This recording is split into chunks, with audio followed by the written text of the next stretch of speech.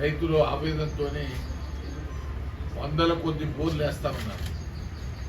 అయినా ground water పడిపోవడం వల్ల నీళ్లు రావట్లేదు.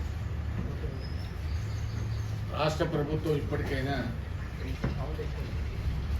కర్ణాటకలో కూడా వారి ప్రభుత్వం ఉన్నది కాబట్టి నారాయణపూర్ అల్మట్టి నుంచి కనీసం ఒక 10-15 టీఎంసీల నీళ్ళైనా తీసుకొని ఎండిపోయే పంటలు కాపాడే ఒక వారం రోజులు కనుక నీళ్ళు ఇచ్చినట్టయితే కోట్లాది రూపాయలు విలువ చేసే పంటలు కాపాడుకునేటువంటి పరిస్థితి. కాబట్టి రాష్ట్ర ప్రభుత్వం వెంటనే కర్ణాటక ప్రభుత్వంతో మాట్లాడి కనీసం 10-15 టీఎంసీలన్నా తీసుకొని వీటిని కాపాడడం ఒక వంతు. ఈ మార్చి తర్వాత తీవ్రమైనటువంటి మంచినీటి ఎద్దడి కూడా